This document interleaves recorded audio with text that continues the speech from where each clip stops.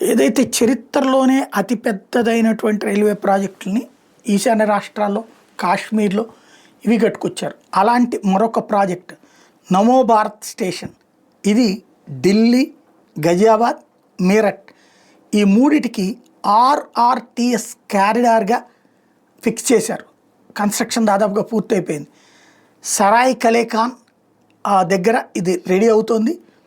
టోటల్గా ఫైనల్ ఇది క్లియర్ కావాల్సి ఉంది. త్వరలోనే ఇనాగ్రేషన్ రెడీ అవబోతోంది.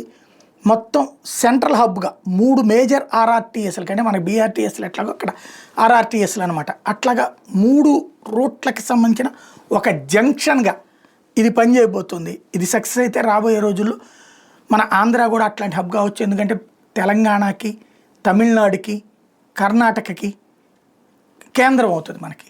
కాబట్టి ఆ దిశగా అడుగులు పడే అవకాశం ఉంది.